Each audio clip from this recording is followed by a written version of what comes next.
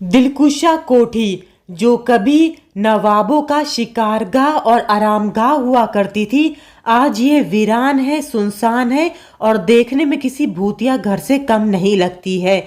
आपको बता दें कि इसका निर्माण अवध के आखिरी नवाब सादत अली खान ने 1797 से लेकर 1814 के बीच में कराया था। और खास बात यह है कि लखनऊ के लोग इसे भूतिया घर कहते हैं। हालांकि हमारी पड़ताल में यह महज एक अफवाह निकली, क्योंकि जितने लोगों से भी हमने बात की उन सभी ने यह कहा कि उन्हें इस तरह की अफवाहें सुनने के लिए मिली हैं, लेकिन उन्होंने खुद कभी अपनी आंखों से ना तो यहाँ पे किसी सफ़ेद रंग की परछाई को देखा है और ना ही किसी तरह की कोई आवाज़ें सुनी हैं। आपको बता दें कि दिलकुशा कोठी आज़ादी की पहली लड़ाई में 1857 में क्रांतिकारियों का गढ़ थी। यहाँ पर अंग्रेजों और क्रांतिकारियों के बीच में भीषण युद्ध हुआ था। कई अंग्रेजों कई भारतीय मारे गए थे। वर्तमान में यहाँ पर British major general sir Henry Havelock की कब्र भी है। जी हाँ, इस कब्र की वजह से ही यहाँ पर लोग ज़्यादा डर का माहौल लोगों ने बना दिया है, लेकिन पड़ताल में यह बात पूरी तरह से गलत साबित हुई। ये जो आप देख रहे हैं यह मेन हॉल हुआ करता था कभी नवाबों का। ये जो निशान आप देख रहे हैं बताया जाता है कि चाकू से गोदने के निशान है। जी हाँ, यानी जब लड़ाई हुई थी तब के निशान हैं। ये है सर हेनरी हैवलॉक की कब्र।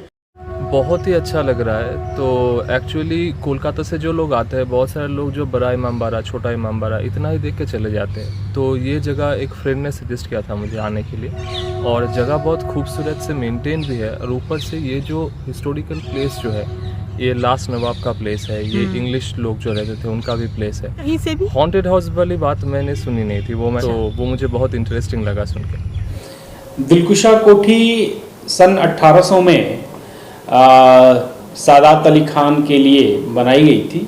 और उस समय तो जो नवाब थे वो लोग इस कोठी को अपने एक आरामगाह और एक शिकारगाह के रूप में इस्तेमाल करते थे, और काफ़ी लंबे समय तक इसी रूप में उसका इस्तेमाल होता रहा। बाद में जब नवाबियत फैजाबाद से, अवध की जो नवाबियत थी फैजाबाद से स्थानांतरित होकर लखनऊ आ गई, तो ये जो जगह है वो धीरे धीरे अंग्रेज़ों के अधिकार में चली गई। पूरा का पूरा जो दिलकुशा गार्डन है वो अंग्रेजों के अधिकार में चला गया। और बाद में जब 1857 की जब क्रांति होती है, तब क्रांतिकारियों ने इस बिल्डिंग पर भी धावा बोला था, और धावा बोलने में बहुत सारे क्रांतिकारी शहीद भी हुए थे, और कुछ अंग्रेज भी मारे गए थे। तो 1857 की इस घटना के बाद वहाँ पर कुछ अंग्रेज अधिकारियों की रहस्यमय परिस्थितियों में मौत हो गई। जैसे कि एक नाम आता है हेनरी हैवलॉक का, जो नवंबर 1857 में उनका वहाँ पे देहांत हो गया था। हालांकि ये माना जाता है कि डिसेंट्री, पेचिश की वजह से उनका देहांत हुआ था, लेकिन लोगों का ये एक आम राय बनती गई कि यहाँ पर जो क्रांतिकारी मरे हैं या जो अंग्रेज यहाँ पे मरे हैं, उनके भूत ये सारी घटनाएं कर रहे हैं। उसके बाद कुछ और भी लोगों की रहस्यमय परिस्थितियों में मौत हुई, तो लोगों की एक जो भूतिया खंडहर की जो एक धारणा थी वो धीरे धीरे प्रबल होती गई।